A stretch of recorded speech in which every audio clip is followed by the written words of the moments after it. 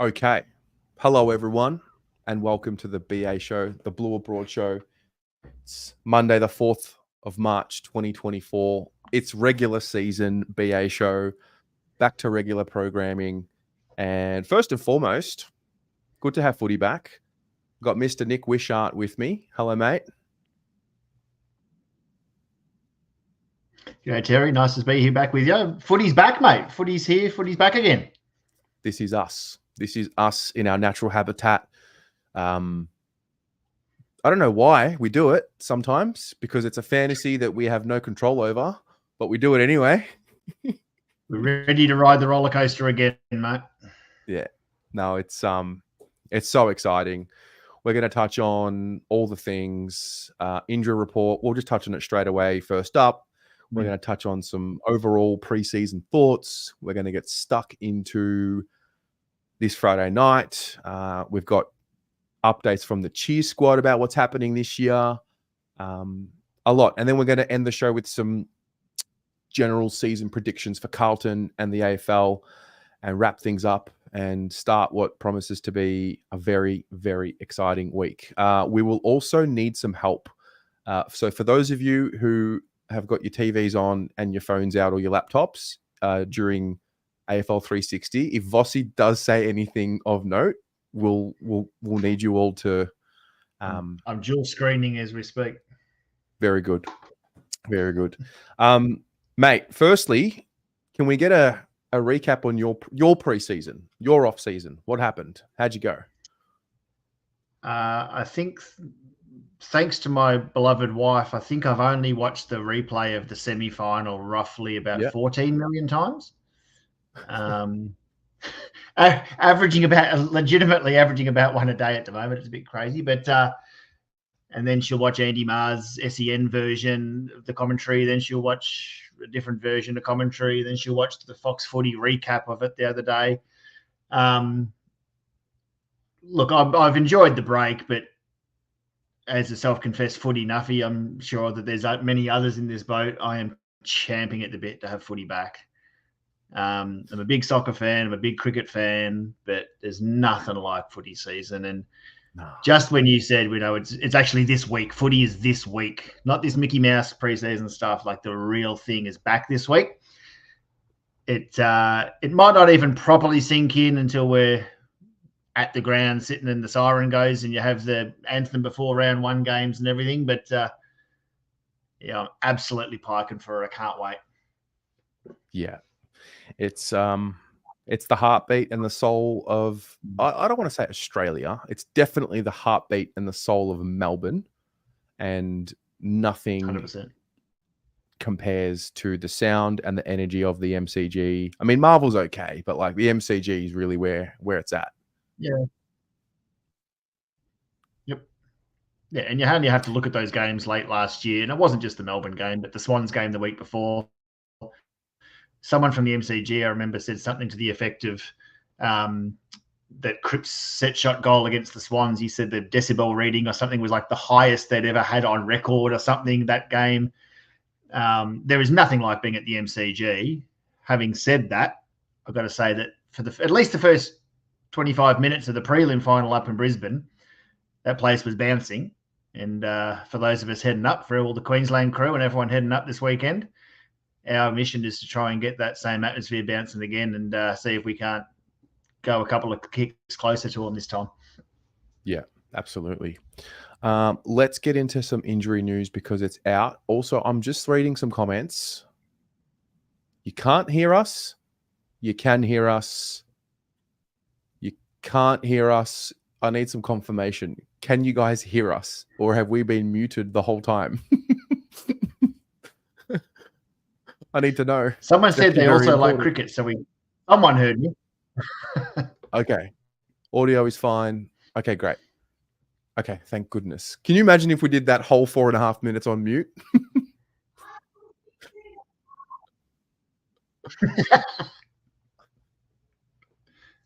All right.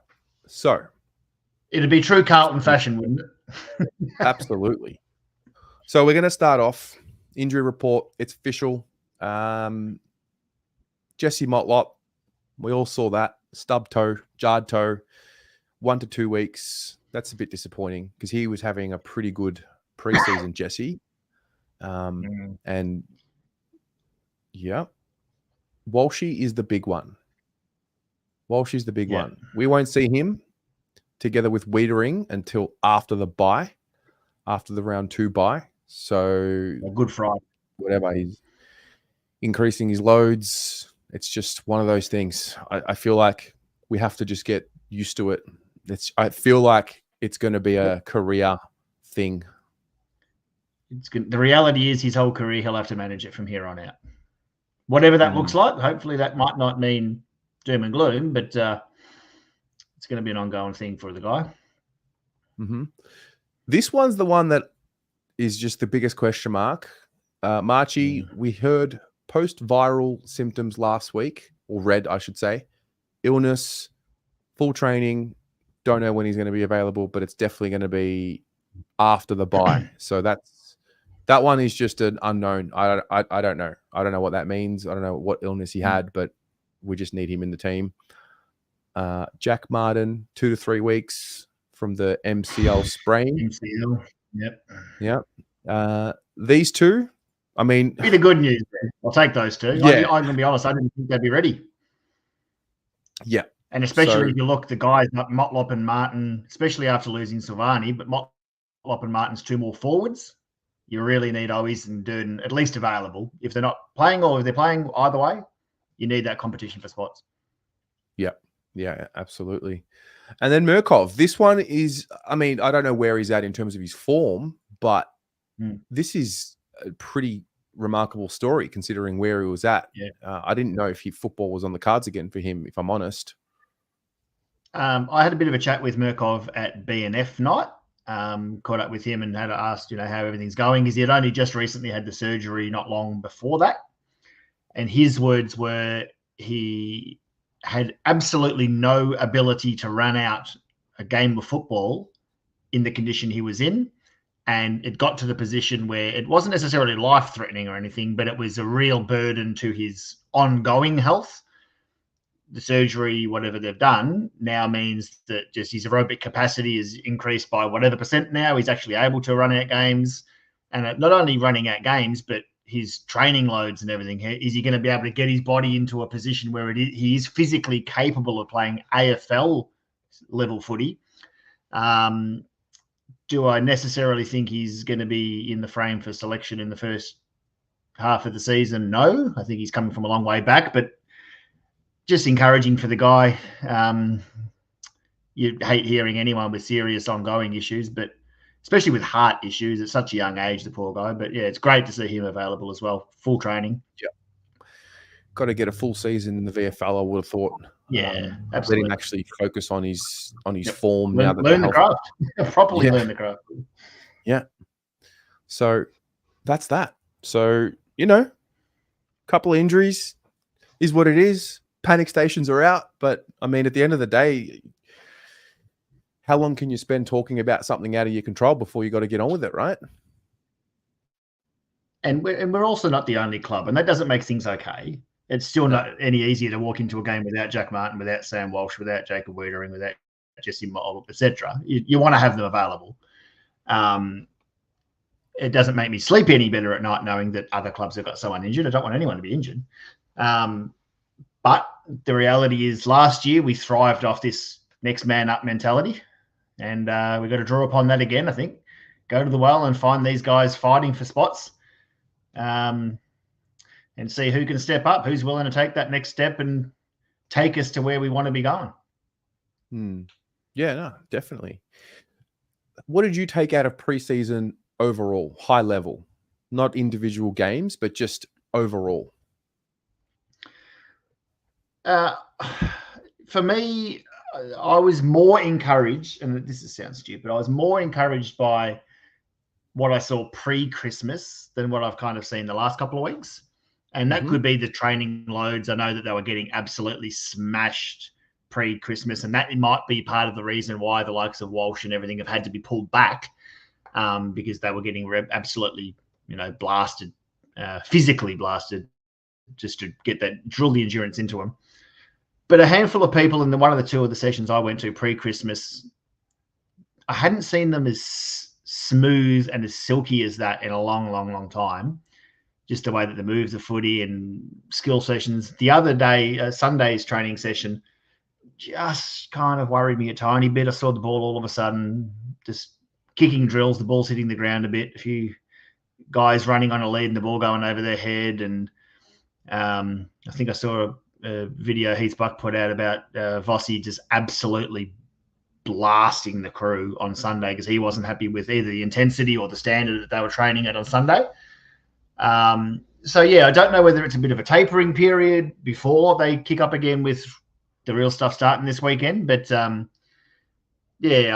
pre-Christmas, I would have said that I believe the hype every season, every team is flying at Christmas time.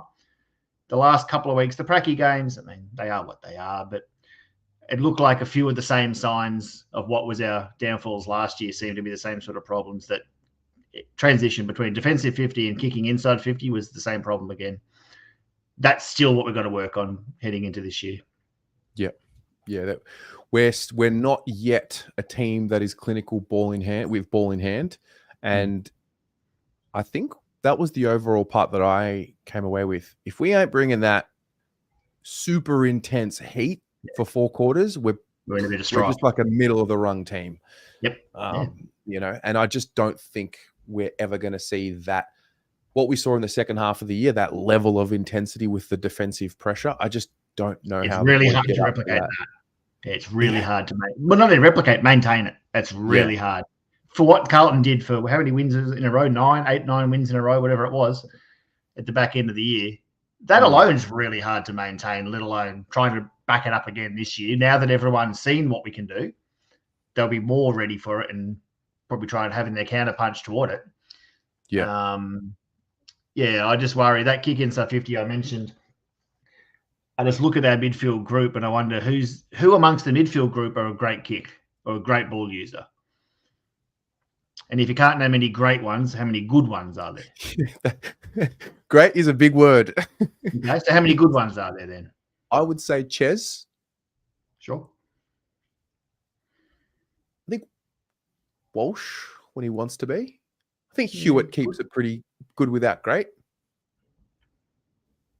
I think Cunners is good when he's out there by foot. Cunners is the one for me I saw on the weekend was pretty good.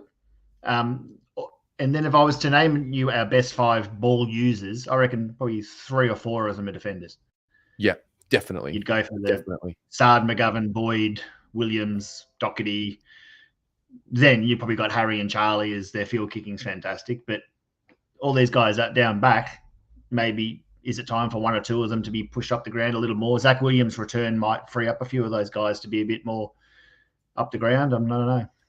Yeah, well, that is evidently the news that's filtering through from Fox Footy at the moment. So Vossi has apparently confirmed on 360 fantastic that Williams will play. Phew, mate, it's massive. It's massive. Can't ask for better news for a better bloke, to be honest. Yeah. And it sounds like a cop-out to call him a good bloke. Damn good footballer too. Yeah, absolutely. And he'll have that. We talk about a weight to carry. He's definitely. Can you imagine? He'd be chomping. That he's one that you definitely want to protect from himself because he's got that real competitive streak in him to want to get out there. And I think, for all the talk about Walsh and managing, I think they've managed Williams and been really careful with him to the point where he's playing on Friday night. He's in, start of the year. So hopefully he can just get through unscathed and just, build off that and have a great year. And, we need him at the pointy end, obviously, but it's a great story. Magnificent story. And he's worked his ass off, but he's been through the ringer since the guy came to Carlton. He's had a real rotten luck with it. And like a lot of guys, when you get injured, that can come with a few Carlton fans all of a sudden, not blaming you or anything, but it's harder for Carlton fans to warm to you if you're never on the park. Not his fault at all. But yeah, I really hope for him just to get a clear run at it, just so he can show what he can do and be a part of. There were scenes when in that run at the end of the year, and a couple of the videos the club put out of Zachy standing in the players' race. I think there was one with him and Ed Curnow, and Ed had the kid on his shoulders and everything, watching the final moments of the D semi-final. And they were screaming and jumping up and down and crying and celebrating like they were fans. And that's the sort of people that you want to wish successful. I feel like you can't play for this club without passion for it. It's true. No, it's true. And I think the fans demand it. That, what's the word? Maybe care, like that care factor, that passion. Yep. I was speaking at open training the other day, and they were saying, as much as you love watching the Matty Owies, the jumper tugs and the kiss of the jumpers and all that sort of thing, when they lose, and that'll happen, when they lose, you want to know that they're hurting. And if you're a Carlton fan, I think a lot of the criticism came last year. Carlton fans were saying, do they care? It didn't. There was a real disconnect between the playing group and the fan base at one side, at one change. And rectifying that was a monumental shift. But I think whatever the penny dropping, whatever that circuit breaker was, once the fans realised that the players genuinely cared and vice versa, great things started to happen. So if you can get that unity, it's really, really important. Mm-hmm. Little quote here from Vossi. The previous year is about the hurt and this year is about the hunger. That's probably one of my biggest question marks around the year, because we're so used to this group, responding off disappointment, whereas now they're responding off what we all were calling a successful year. First time Yeah. What's your take on mentality with the group and club and where we're at? It's really hard for Carlton fans.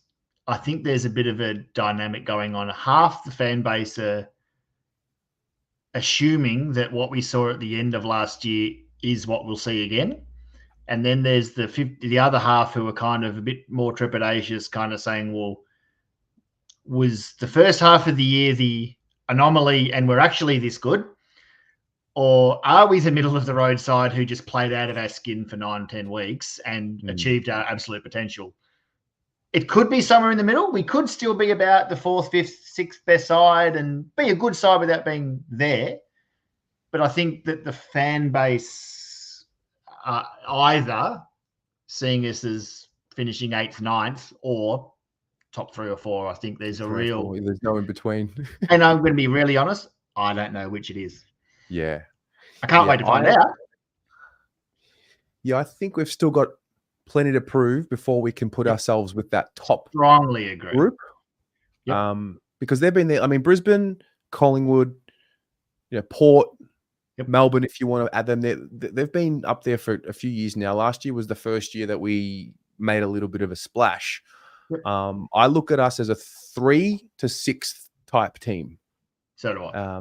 And get us to finals, then we'll just, as the fan base, we'll just maybe give an extra couple of percentage points of energy, and then anything's possible once you get there. But obviously, you want to play in the top 4. You want to get to the MCG for a prelim. Ultimately, you can't win it from outside the 4. Yes, Bulldogs did it a couple of years ago. That's a real outlier. Yeah. To travel up to Brizzy and everything, and I stand by that. I thought we were pretty good in that prelim, but if that prelim's played in Melbourne, we're at least 3 goals better off. And then you never know. Like Collingwood, ultimately, they didn't have to leave the MCG. That played a massive role for them. I saw a stat earlier today that Brisbane are now the only side in the competition who have played finals every year out of the last 5 years. So 18 through to 23. They're the only team that's played every year. So they're the benchmark. Even though they haven't won anything, their challenge is, well, are you going to be a wasted list?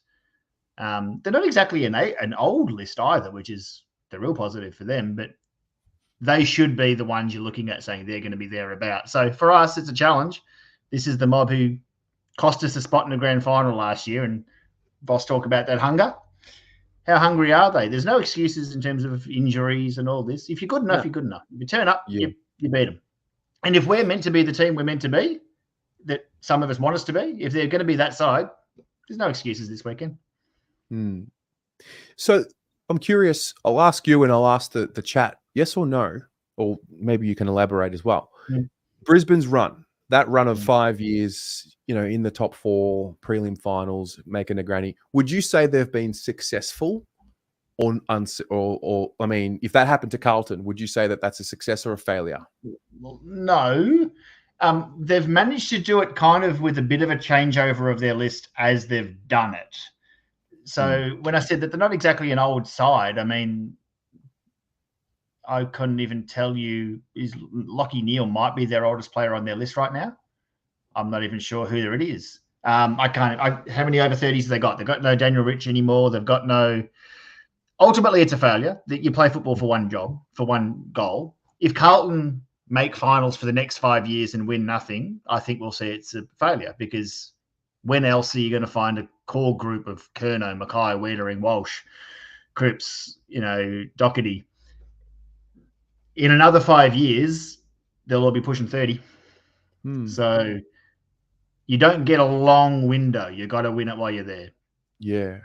I'm interested to hear what the Lions fans would say. I don't know what it's like to go through a 5-year patch. Don't get me wrong. Being in September 5 years in a row, I'll cop it. Yeah. But ultimately, you only one team wins and 17 fall short.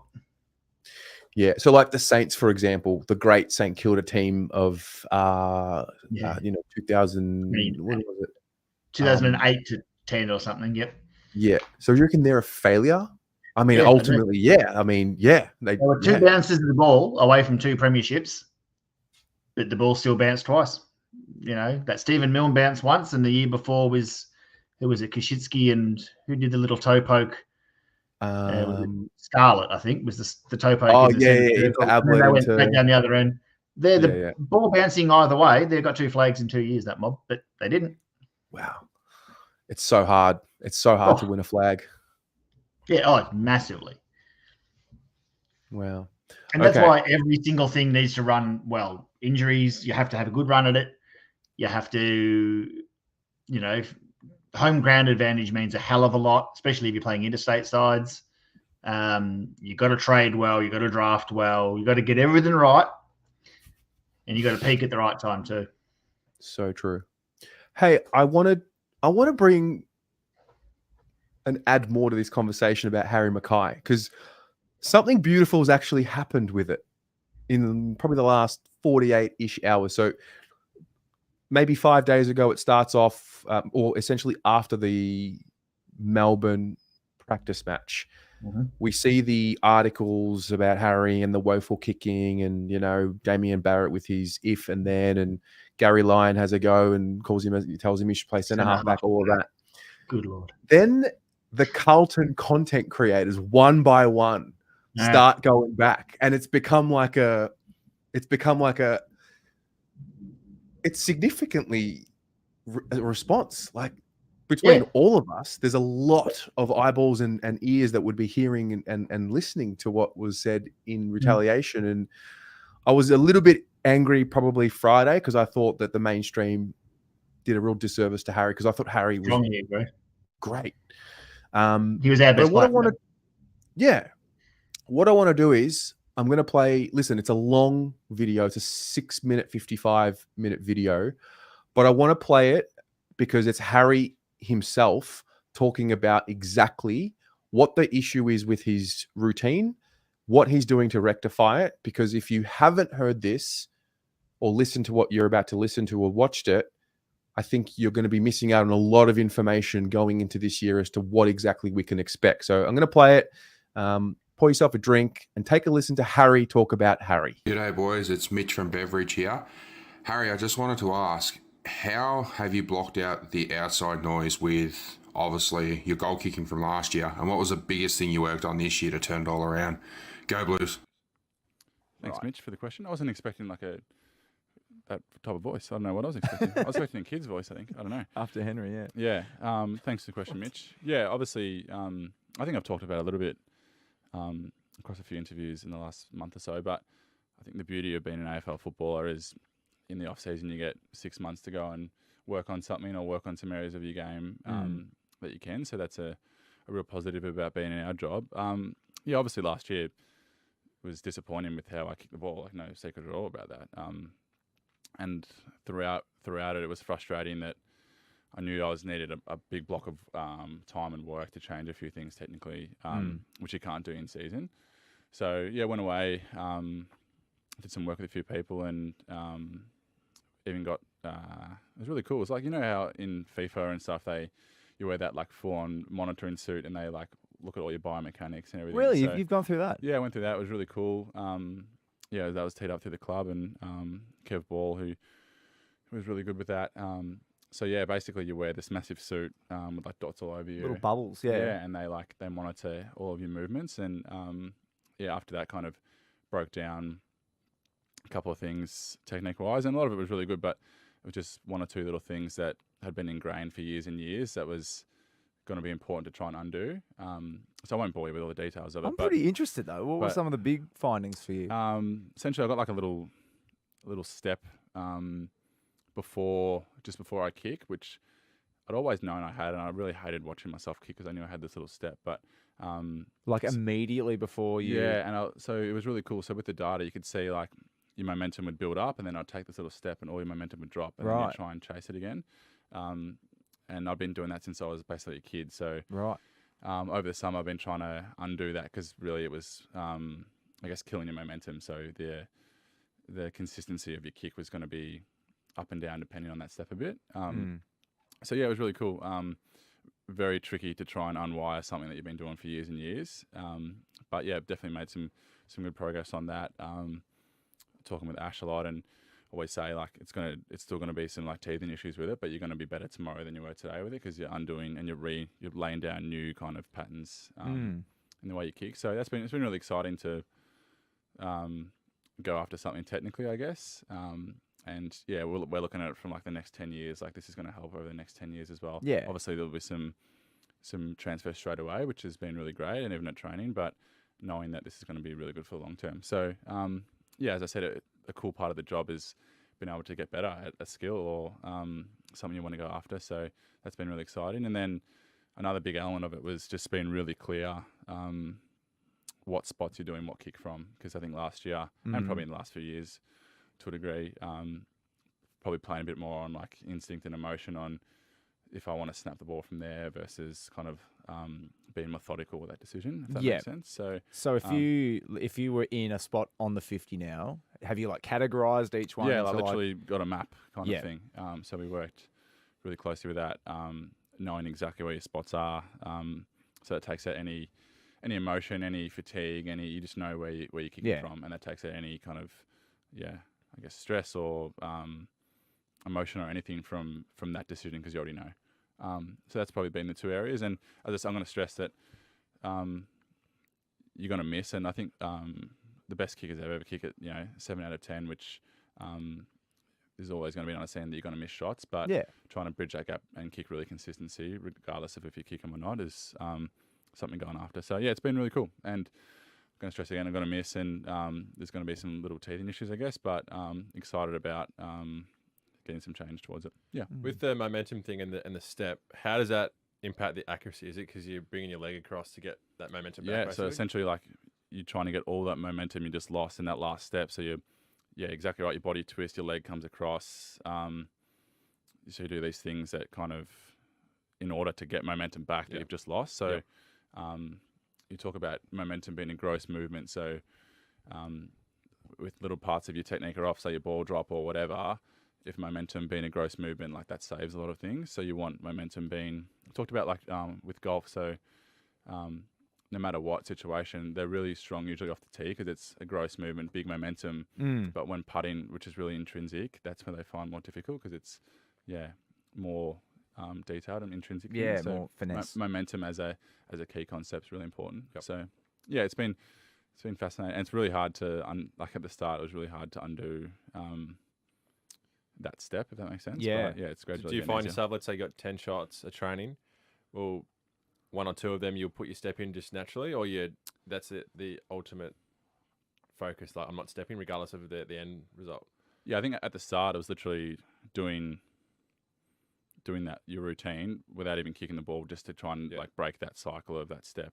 I think now to be a stage where you'd probably do 50 kicks, and if you weren't concentrating for one, maybe you have that little step, but always kind of checking that element. And even with coaching, like obviously we want the ball to go through, but if we're got really nice momentum and that step is really fluent, then you're going to kick the ball well. Yeah. And how did you go? We saw you had kind of an array of results with your set shot kicking on the weekend against the Cats. So were you trying to embed those things in, obviously, in a game day situation? Did you find it difficult, or? Yes and no. I think there's no question that when there's always going to be it's another step up doing a game day because of the adrenaline, of the fatigue, all these things. But it was tricky on the weekend. The wind was shocking, and a lot of guys found that difficult. But there definitely was some really good ones of just nice momentum, step well, and kick the ball well. So, and I said there's going to be times where I get that slightly wrong, but over the period of time, that's what I'm going to try and keep on betting down on, and knowing that's going to hold me in good stead. And Ash talks about it all the time, you're going to be better tomorrow than you were today. I thought that was fascinating.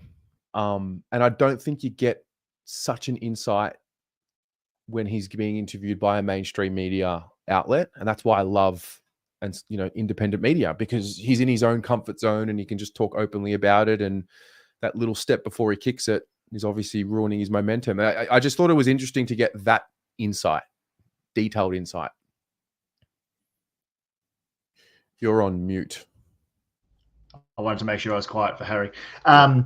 It's refreshing. For me, that is a breakaway from also not just what you're going to get in those soundbite sort of interviews that he'll give at halftime or after a game or whatever.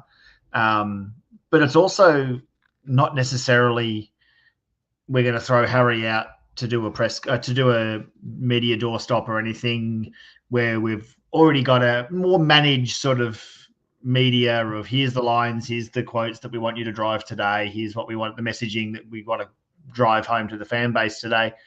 That was really natural, and he spoke really well. He's obviously it sounds like he knows what the issue is.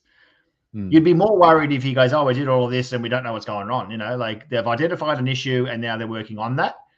For a Carlton fan, if you've got those frustrations with Harry, and a lot do, if you're one of those fans, you at least know that, well, they're working on it. You see a lot of social media comments saying, oh, well, they've got to why don't they just bring Fev back? Or why don't they just bring Matthew Lloyd in? Or regurgitating this nonsense, regurgitating this crap. It's based on nothing. If they thought that bringing Brendan Favola in would fix things, they'd do it. There's probably a reason they haven't done that.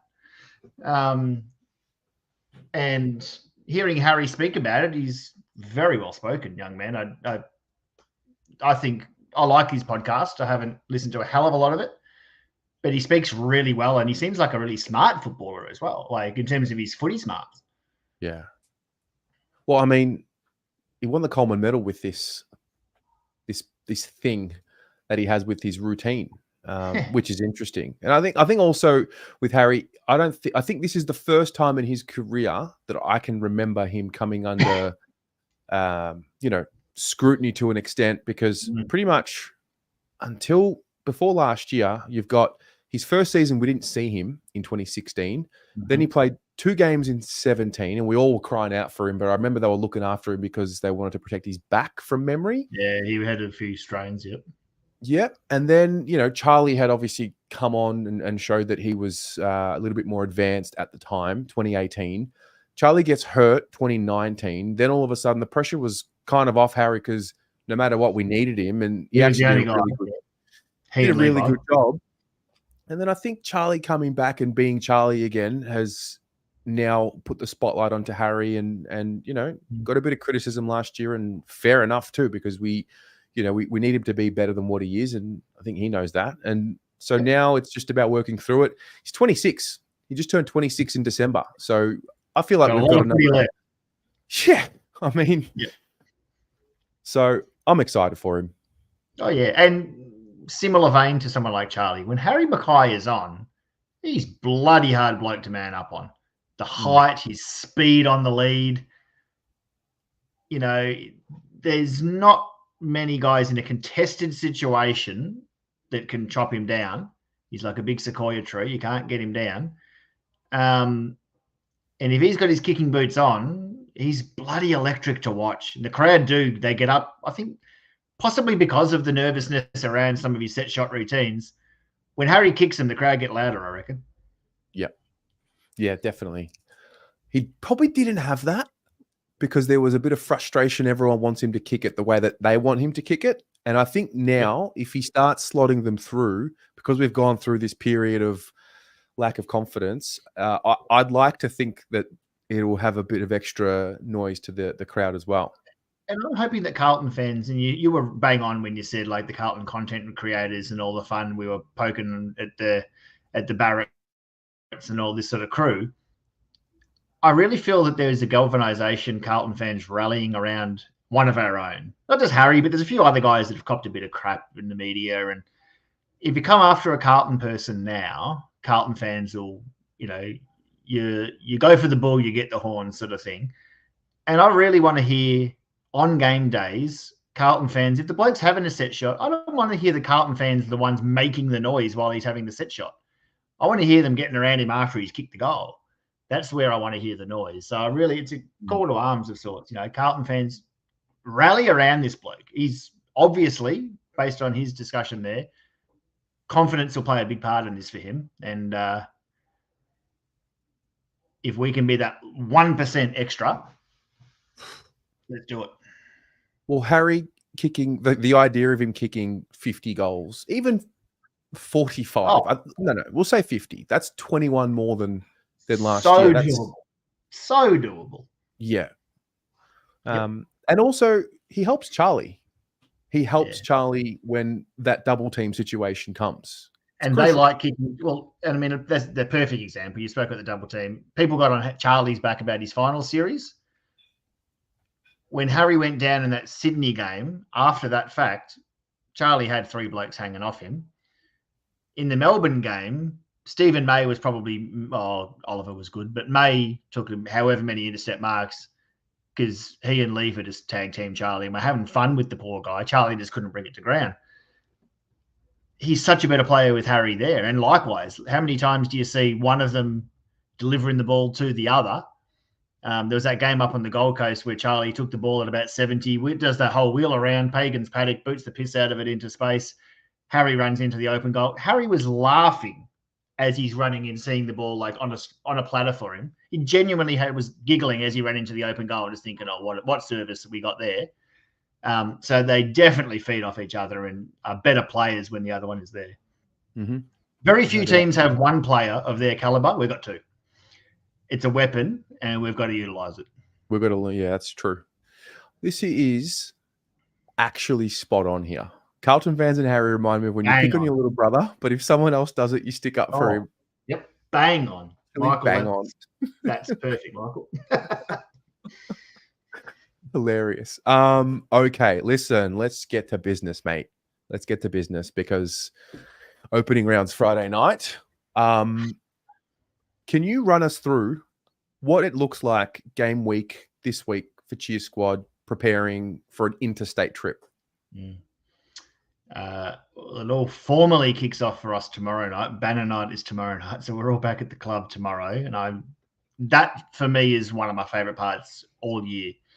The Banner nights. It's a social event more than anything. We've got a job to do. We've got to go do stuff, but that time with my people, with Carlton people, it's not just talking about the week that was. It's crystal balling the week ahead, and for round 0 or round 1, whatever the hell we call this. It'll be crystal balling the year ahead, but quality time with quality people is what I love about the Banner night. So that's tomorrow. The banner is actually getting driven up. So our Cheer Squad van's getting driven up to the game by a couple of fans. They're going to be leaving pretty much, I think they're leaving either Wednesday morning. I think they're going. So they're going to stop a couple of times on their way up to Brisbane. My wife and I are flying up Thursday. There's captain's run Thursday. I don't know whether I'm going to be at that, but I might. Friday, game day, but it's also the big pre-game function the Queensland supporter group are putting on, so that's going to be a massive one. Not allowed to share the guest speakers, but let's just say there's about 5 premierships between them, which is going to be really good. So class guests coming in. And then game day, and it's going to be, from all reports, heading into last year's prelim, all the media were saying, it sounds like Carlton's made about 33% of the crowd, or 30% of the tickets are all Carlton people. You were there, you can testify. It was at least 50-50 in terms of Carlton fan, at least. Yeah. And then in terms of the noise, it was 80-20. If you're not playing Bob Denver, they're not making a noise, that mob. Yeah. But so I'm hoping to see similar sort of scenes in terms of, I know that the ticketing in and around the Cheer Squad Bay was sold out ages ago. But it does sound like there's going to be quite a few going up, and I'm so stoked, mate. The reality is, my favorite part of each season is it's going to be a bit different for me. So my favorite moment each year generally is round 1, Richmond, at the MCG. Cheer Squad get there early. We set up the banner. We do all that sort of stuff, and then we sit. And I sit in my seat, front row or second row, whatever it is, behind the goals, and the MCG is empty, and it's just us, and we've got the whole MCG by ourselves for about 40 minutes before gates open. And that quiet time in an empty MCG, I can't explain to you. It is the most bloody awesome moment each year, and that's kind of my calm before the storm. Call it meditation, call it whatever you do. That's me in a nutshell, and it's going to be different this year because we're not going to have that. We're at the Gabba, and we're having a pre-game function before it, so my routine is going to be thrown out. But I'm just going to embrace it and ride the roller coaster like everyone else, mate. It's going to be amazing. What do you think about opening round? There's a scale from strongly agree and strongly disagree. Where are you in the scale? I'm going to admit I've softened on it a lot since they first announced it. When they first heard about it, I thought, what the absolute SH1T is this? I've softened because I get what they're trying to do. I'd have less problem if it was similar to Gather Round and everyone was playing. Yeah. In the same, if they were trying to infiltrate rugby heartland is what they try to do while they're all overseas in Las Vegas. If everyone had a game up there, I'd almost get it a bit more. But this whole, we're getting 2 games, then a bye. Ironically, the bye is going to come at a really good time for us. It's my wife's birthday while we're up there, so that's the highlight for me. But yeah, look, I've softened to the idea because I kind of get it, and I'm just excited for footy. But the whole idea that our ladder is going to be compromised until it's round 6 or 8, I think it's something like that when everyone catches up. The last team has a bye about round 8. Until then, everyone's going to have played 3 games or 1 game or whatever, less or more. And I think that's a bit of a joke. We've got an even number of teams. There's no real excuse for our ladder to be so all over the shop. But I've softened. When it first came, I thought it was the most ridiculous idea I've ever heard. But the proof will be in the pudding. If they're going to do it, the 4 games they've gone for in their own way are 4 bloody good games to put on. If you're going to do it, they're just about the 4 best games you could ask to see for so many different reasons. Yeah. Mr. Koken, he's in the chat. He's dropped an 80 and he's flying up Friday for the game with Mrs. Koken and hoping for a surprise win. I think we all are. The Aussie national order. Yes. Hey, I'm going to float something out here, right? Because 95% of the conversation is there's no way. Wiedering out, Walsh out, Martin out, Jesse Motlop out. Is your question what if?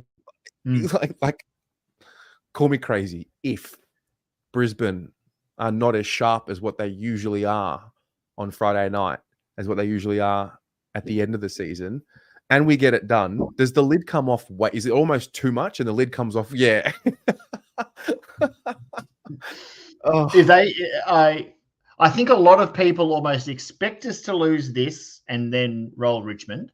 That would be the expectation. If we go into that little round 2 bye without all those blokes and you're 2-0 and then you get them back after the bye, like you'd be whatever God you believe in, or even if you don't believe in one, you'd find one.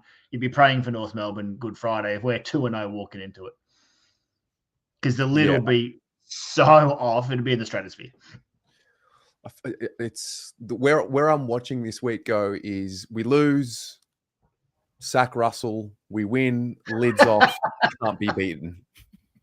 On a personal note, I don't know, does anyone in the chat, hopefully, the last time we won at the Gabba, not counting beating North Melbourne during COVID and all that, I don't think we've won there since about 2008, maybe. We beat them, I feel like early in the season, 2012, maybe. Okay. Like the week before Collingwood on that Friday night. I think we played them at the Gabba, or was it not at the Gabba? Murphy had a lot. We beat him by like 10 goals. I don't know if it was at the Gabba or not, though. Do you remember when we started 3-0? Yeah, and we beat Collingwood, and McAvaney said they're flag favourites. The following week, we played Essendon. Hocking tackled Carazzo. All went down from there. Oh, Lonergan tackled Carazzo, sorry. I'm actually pretty sure we played our first game of the season that year against, well, it must have been Brisbane. And then Richmond. Was it Brisbane? I thought we played Gold Coast that season. And we beat them by like 100 points or something. I've got it all mixed up. It all blends. Someone in the chat. Someone in the chat. I could have that wrong. Completely wrong. Could have sworn it was Brisbane. Terry's correct, and Eddie took 2 hangers. I remember the 2 hangers. Yes. It was. I don't remember. Was that 2012, was it? Yeah? I think so. So there you go. 12 years since we've won at the Gabba against Brisbane. For no other reason than that, it hasn't been a happy hunting ground. I want, with the Queensland supporter crew, to just have one all-time. I barely drink anymore, but I can make a promise on air, like I'll go at all time. I'll make a comeback for one night only. It'll be like Edge making a Royal Rumble comeback, mate. I'll make the place go nuts. I mean, there's technically no pressure on them because we're supposed to lose this week. So I don't know. I just think if you're going to get any team, you get them round 1, yeah? Yeah, absolutely. We talk about how we're not ready or whatever. We don't know. Maybe they're going to have their off night round 1. If anyone's going to have a bad night, it's the first night. Yep. Teething problems. So that's that. Any other thoughts about the game? Players, selection, questions, queries? I've heard Jordan Boyd's name. Jordan Boyd. I really hope Jordan Boyd's in that 22 or 23. But I hope he's in the actual side, not a sub. When I mentioned before about ball users, he's one for me is just such an important kick. Not just a good skills, but the choice of kick he takes. He's constantly taking that, trying to find that kick in board or breaking lines diagonally that just no one else is seeing that kick. He's hitting it. And I think one of the things I noticed about that prelim last year was just, when I mentioned the ball skills, Kitty Coleman put on a clinic by foot in that game. One of the most impressive displays by foot I've seen since like Darren Jarman played. But he took the piss. And yeah, we've really got to be able to match that. And then up forward, we're a bit under strength down back. We've got to rely on the 2 blokes up forward, but we've got to get guys at their feet, whether it's Fantasia, sounds like maybe Owies might be up for the game now.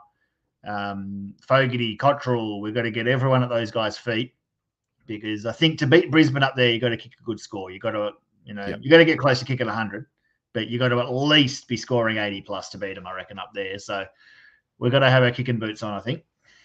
Yeah. I feel like the pressure game will be there, but I don't know if we can go to Brisbane and expect that alone to get the job done. 100%. You're right. You have to score. You have to be able to score well there to beat them, generally speaking, anyway. Someone just wrote a comment here that I'm really interested in. Williams, Sard, and Boyd. Have we seen the 3 of them in a backline yet? I would very much doubt it. Well, Williams was out majority of 2022 when Boyd debuted. Yeah, I very much doubt that all three have played together at all. Yeah, because I like what Boyd's preseasons look like, and to be honest, thought he was one of our best players the last time we played Brisbane at the Gabba. The prelim here is fantastic. Yeah, Yep. so Strongly. he's not going to shy away from the occasion. The forward line without Jesse, you did mention Owies. I think I read as well, if Fantasia does play, it'll be his 100th game. It will.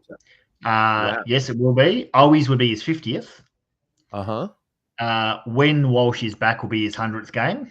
His first game back will be his 100th. And I think Jack Martin's only 2 away from 150 from memory as well. Wow. So we've got a few on the horizon with big milestones coming up. But, yeah, that'll be – look, I mean, the 100th game for Fantasia. You were talking about blokes that have been through the ringer physically. There's no doubt on his talent. And he's one, if he can stay on the park, he knows how to find the goals. Absolutely. Yeah. I mean, look, I'm hopeful more than what I am confident, but all you need is a chance in this life, mate. Just a chance. Sure. Yep. Yeah. Just a chance. Who was the other one? Ashton. Is he ready? Would you play him or would you wait? I don't think he's going to play this weekend. I think he's closer than I thought he was when we drafted him. Yep. There's no doubt there's a footballer there. I think for him it'll just be learning structures, learning positioning. The Geelong Pracky game, there was a few little moments I thought, oh, he's not quite ready here. But then he bobbed up and found himself in, albeit one of them was a Joe the Goose handball over the top into the goal square, but he still pops up with 3 goals. And if you can have an all right day and end up with 3 goals in any scenario, practice match or not, there's something to work with there. He'll debut this year. I'm pretty confident on that, barring injury, that he'll be playing senior footy this year. There was another one mentioned. Kennedy, not on the injury report. I know we had the knee strapped on the weekend. He had the knee very, very strapped, but I got to say, what I saw on the weekend, he was about as impressive as any of them in terms of the drill. Really? Yeah, strapping there, but there was a lot of power and strength as he's driving into the contest and getting the ball at full tilt and getting the ball out. I'd be very surprised if he's not selected, especially with the injuries and stuff, but I'd be very, very surprised. The thing with him is I actually didn't mind his game against the D's kind of playing that half forward role. Didn't get a ton of it himself, but when his moment came to kick his set shot, nails it, maybe last quarter goal or third quarter goal. And I think he kept Christian Salem pretty quiet off their halfback as well. And he's a hard matchup. He can kind of play a bit tall, be an extra number in the midfield. I think he's a really important player for us, especially with Walsh out. Wow, we're talking about real football. Can you believe it? It's so good. My favourite topic, mate. It's so good. Okay. Prediction. Storyline of the game. Storyline of the game Friday night. To you and to the chat. Storyline of the game. Captain's knock from P. Cripps. 35 and 2 goals gets the Blues over the line. I feel that Cripps is the one that no one's talking about. Yes, I'm with you. He's a Brownlow medalist. He's our captain. His form at the end of last year. I thought we're talking about blokes in the prelim. His prelim was bloody awesome. Couple of really important captain's goals when the tide was starting to go against us, and then he kicked one late in the last quarter to kind of start our run, comeback or whatever. Don't sleep on a guy of Cripps' quality. A guy that's had a full preseason. I can't see past Harry. I don't want to jinx it, but I just can't see past. Harry's 7. If Harry kicks 7 and Fantasia kicks 5, I think we're winning more than 31, but I'd love to see it. Yeah. I just can't see past, because I thought Harry was pretty dominant in the prelim as well. Harry was very good. I just can't see past Harry having a real big one. I think no matter what happens, I mean, when it comes to expectations, it's hard to expect anything because it's all out of our control. But one thing I think we can and we do expect is the way in which we play. There's a way to lose. If you're going to lose, you lose in a certain way. I don't know how to really explain it other than that. Yep. No, yeah, it's loser mentality to say, oh, well, after a loss. That's what the North Melbourne and St Kildas and those sort of sides are like. They go, oh, they tried. Carlton doesn't try, they win. But if you go down swinging. And I think, again, referring to that prelim, they did it. They didn't, when they got 5 goals down in that last quarter, they didn't think, oh, well, not a, they kept fighting. All right. Blues win. Breezy by 24. Hopefully I'm wrong. Rocco, Morrow, TDK to dominate in the ruck. Sir Charles and Harry are both kicking goals. I'd love to see Tommy win the ruck. I rate McInerney very highly, so Tommy's got a big match up there. Massive.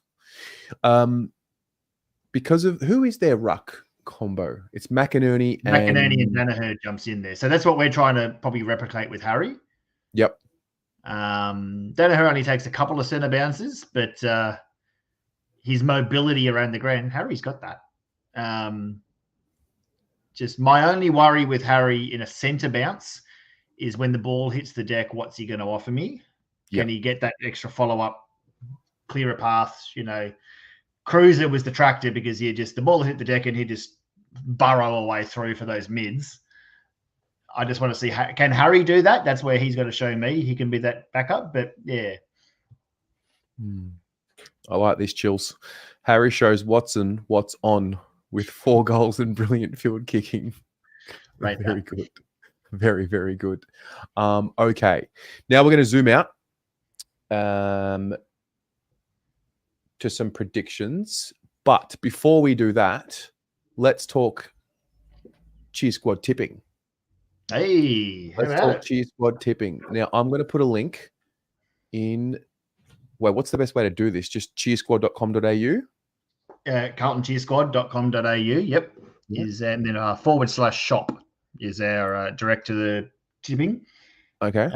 So everyone in the chat, everyone watching this, Cheer Squad tipping is on again. All the funds raised go help our Cheer Squad raise money for flags, banners, all the colour and atmosphere that you see on game day. So $25 to enter. And there's no first prize. The first 3, you get the grand prize. So a team signed Guernsey just for finishing in the top 3. So you don't even have to win it. If you come third, you get the first prize. And we're really excited. So at the moment, we've got about, it's gone off actually this year. We've done really well. Last year was our record. We had 314 people in our tipping last year. And as it stands now, we've got 335 in this year so far. Great. So, which is a great result. So we're wrapped. But yeah, everyone, if you're interested, if you fancy yourself a bit of a tipster, get amongst it. Even if you don't fancy yourself a tipster, it is fun to take part in it, and it's got a bit of a community's built around it. Actually, we've found some of the people who've won previous seasons trying to back up their title. It's a bit of an extra challenge for them. So yeah, we love that. But yeah, get around it. So Cheer Squad's website, Terry just put in the chat. Yeah. And get around it. So, yeah. So if you're on YouTube, it's there. It should be there if you're on Facebook watching this as well. There's your link.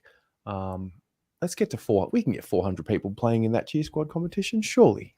That's surely. And imagine bragging rights if you win a footy tipping comp out of 400 people. That's pretty good. That's bragging rights. So yeah, anyone out there who fancies himself, you don't even have to finish first. If you finish in the top 3, you get a team signed Guernsey. And if you're one of the people of subscribing to the fact that this might actually be Carlton's year, those Guernseys by the end of the year will be worth a mint. Wow. All right. Now we're going to do some predictions. We're going to go a little over 8. Is that okay? Bang on for me, mate. Amazing. Okay. We'll start with Carlton. I've been asking everyone this. So we'll do who is going to be Carlton's BNF winner this year? I thought he was stiff last year. I'm going to go Charlie Curnow. I loved Weeder's year. I loved Walsh's year. There's a handful of guys last year. I thought Chera was fantastic for the majority of last year, but Charlie, he's a back-to-back Coleman medalist now. He's probably only hitting his peak, and he's also got a bit of a point to prove after last year's finals. I'll go Charlie as my BNF. Love it. Yourself? I was Sam Walsh all the way, and now I've just realised that, I mean, at the moment he's going to miss the first two.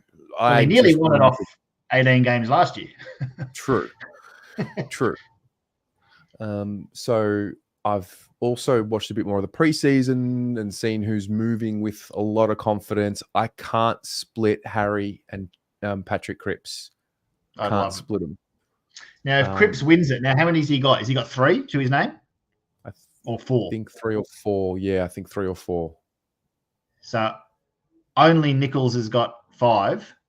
And then I think Dool and maybe one other have 4. That's rarefied air that puts Patrick Cripps in. Oh, fuck it. I think he can win the Brownlow again. And I think he's that type of player that is going to go down as one of our best. And in order for that to happen, it would make sense that he wins 1 more Brownlow or 5 BNFs.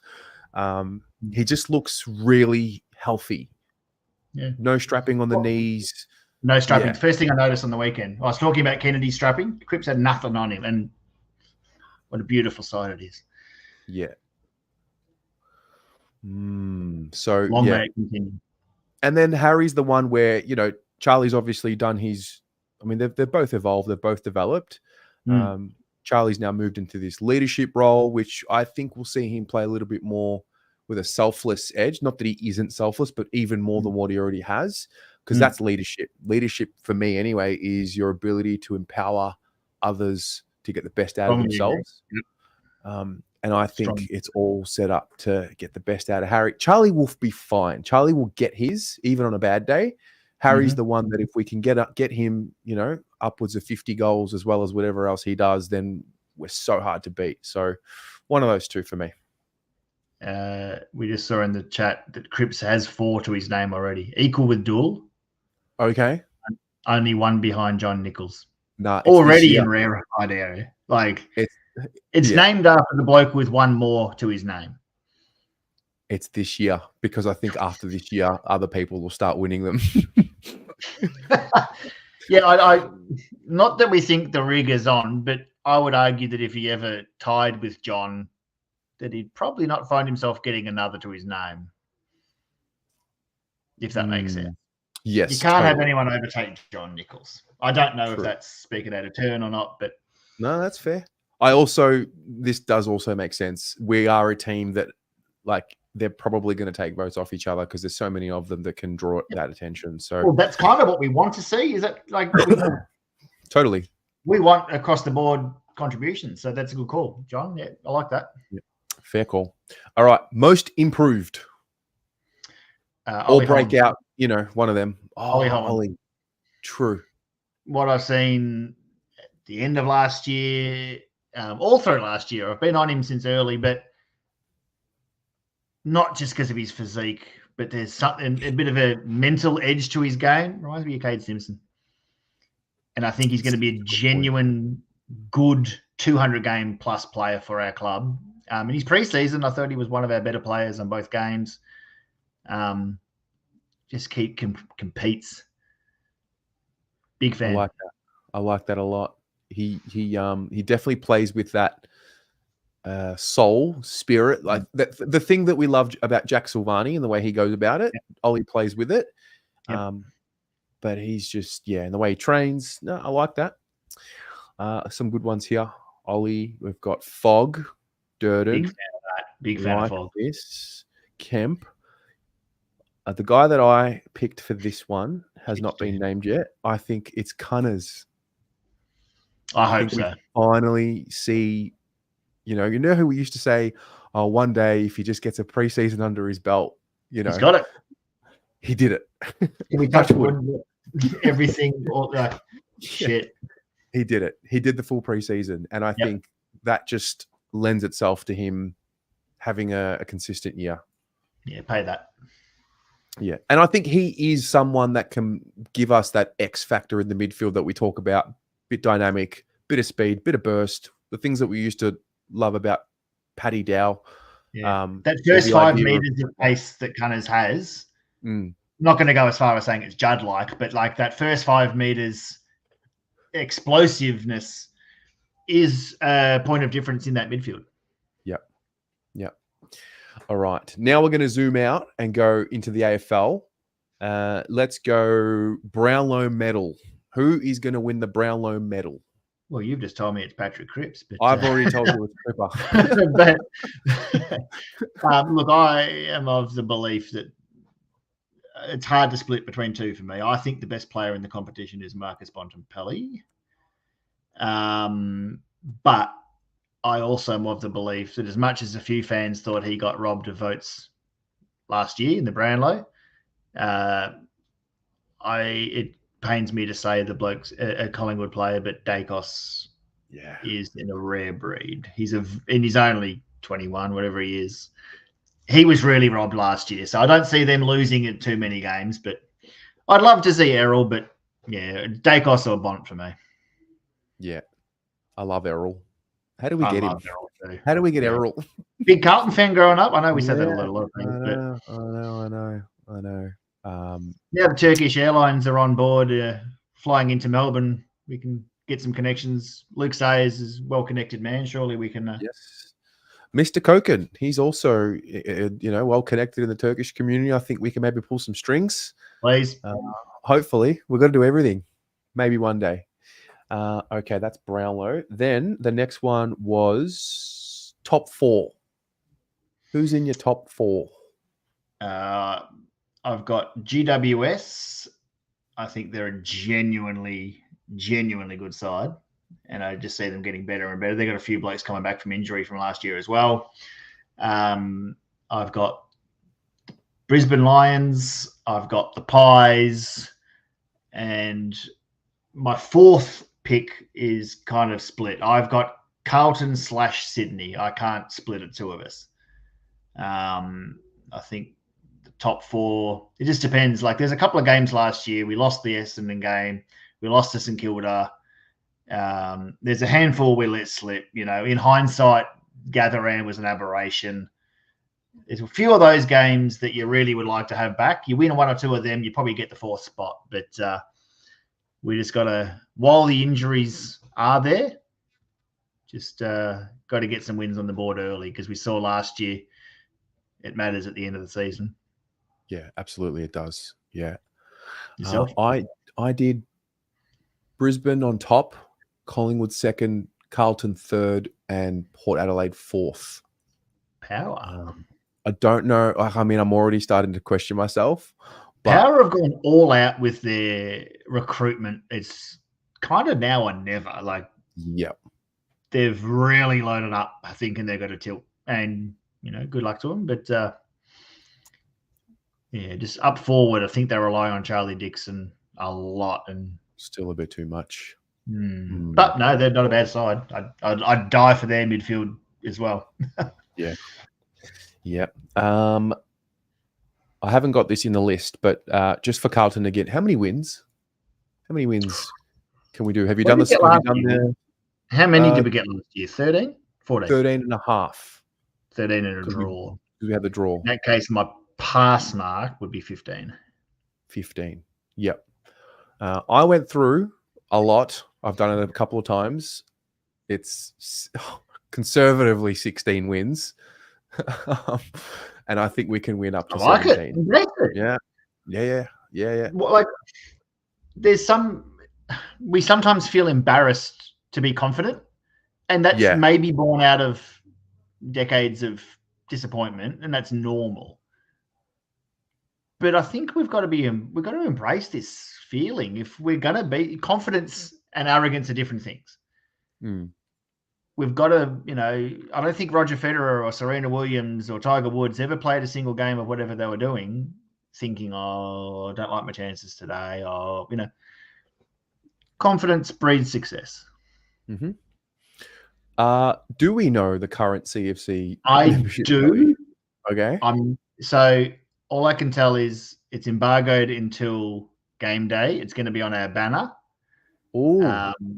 And it's a very, very, I can't give the number away, but the hint I can give is that last year when we got our record membership of 95,000 and XYZ, the tally that we're currently on, we only reached that in about early or to mid-May last year. So we're at least 2 and a bit months ahead of last year's pace is the hint I can give. Love it. There you go. And that's based on close of business today. By the weekend, what we put on the banner might be a bit different. Don't know. Yep. There you go. Well, how's that for a stat? He's grabbed that straight away. Higher than that. Was this last year, Drunkhill, or is this year? That might be what's on the website currently. I can tell you it's more than that. Okay. Which in itself could be a massive, massive deal. Yep. On this day last year, we were 10,000 less than that number. Madness. I think we were about 77 this day last year. One more. Exciting. Who is playing in the grand final? Who are the two teams playing in the granny? I'm not asking for the premiership winner. I'm going to let that one just sit there. Maybe a little later in the year we can go into that. But who is playing off in the granny? I can't make a little bit of a speech about breeding confidence and everything and now not pick Carlton. I'm going to go GWS and the Baggers. Oh, yeah? Big sound. They're our feeder club for so many years. And we can, if the two of us go on a bit of a dynasty run together, we can rename it, I don't know, the Lockie Plowman Cup or whatever we're going to call it. Yeah, I think GWS is my benchmark, but between them and let's put the Baggers in there as well. GWS and Carlton. Wow. Carlton Collingwood. Could you imagine? We were a handful of kicks away from seeing it last year. Yeah. A lot of Carlton fans were nervous about the prospect. Could you imagine being a Pies fan and thinking, oh, these bastards haven't won a thing in 20 years. What if we have to play them? They'd have cacked their dacks. Jeez. So I feel like in the history of Carlton and Collingwood, we are too close together to not play off in a final in the next couple of years. Like, it's coming. Yeah. It's coming, right? Strongly agree. You can't get this close to your win-loss record and not play off in a final, hopefully a granny. Oh, I don't even know what to talk about. I don't even know what to say about the idea of that. The league would be salivating at the prospect. Grand final or even a qualifying final, they'd salivate. Well, I had Carlton second. I had the Pies second and I had us third, and I did my bracket, and it ended up being preliminary final week. It was Brisbane, Collingwood at the Gabba in the prelim, and it was us and Melbourne at the G in a prelim. So Collingwood could beat Brisbane at the Gabba, but also, you know, that's where Brisbane would shine, and then we'd get the rematch on the Lions in the granny and get it done. And this time when we play Melbourne in a prelim final, Max Gawn touches it on the line on the siren or something this time, or so Jake Lever can pull out of another contest when the game's on the line with 30 seconds to go, or you know. Whack. Oh, I've got daggers for that club. You got ammunition. I don't know if you remember last year when we beat them in the regular season. There's a photo of me just giving the guy this one, and I've always hated that club. It's one of the best photos I've seen. I've got it on my phone. I got to say, I'm proud of it. It's in my meme folder on my phone just to pull out every now and then. It's a good Twitter combo. Was that round 22 or the prelim? No, the regular season game when Marchbank broke his hand on Petrarca's kick. Yeah. Yeah. Wow. Yeah. Old mate was getting a bit lippy to the cheer squad saying, shut up, you've lost it, you've choked again. Because like the year before, was it Pickett kicked the goal with about 10 seconds to go, whatever it was. And you've choked again, sit down, shut up. And then when I found out the Marchbank touched it, Lydia. It's the best. Love it. It's the best. Shit club. Okay. Yeah, shit club. All right. So it's 8:15. We're going to wrap up tomorrow night. check it out. Look who's back. Like him, inside and outside, blew his house with the blue little window and a blue Corvette, and everything is blue for him and himself and everybody around, 'cause he ain't got nobody to listen. I'm blue,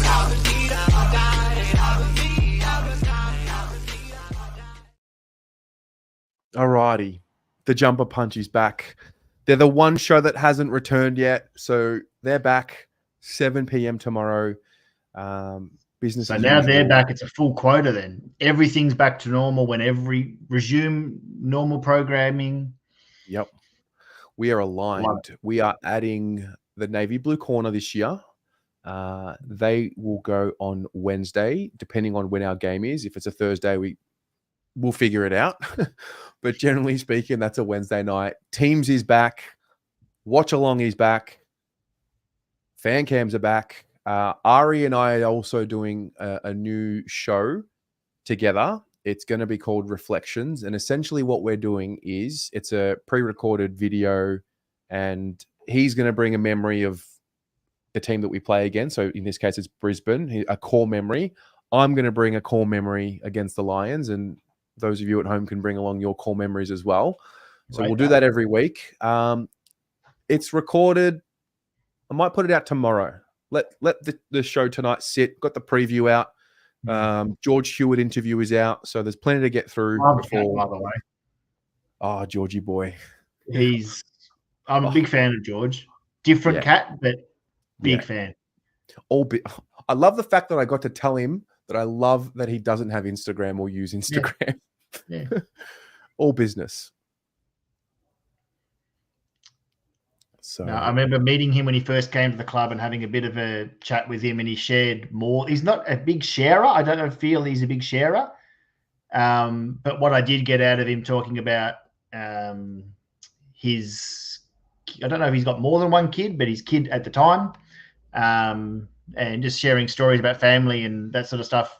It was, I always thought he's a real likable dude ever since that. Got a lot of time for George. yeah, no, he lit up when we started talking about his son Henry. He just completely lit up, and all of these player interviews, I meet them for the first time before the interview, so there's no rapport.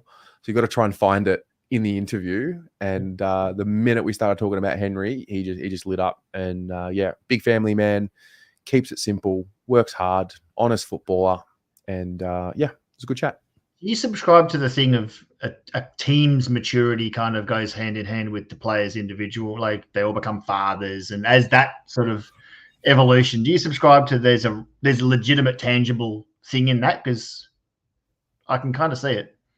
I'd like to think so. I mean, I don't have children. I'm living a very selfish life right now in the sense of it's just me doing what I want to do. So it's hard for me to comment on that. I speak to Pommy a lot about this. He's obviously a father. He says it just straightens you up. You got responsibilities. You got no time to, mess about because you got things to do. And party days are over. Yeah, you got to get what you got to get done, and then because your children, you can't delay what you need to do for your children. So, I'd like to think it does. And we've had probably how many new fathers in the last 3 seasons? Like 6, 7 of them?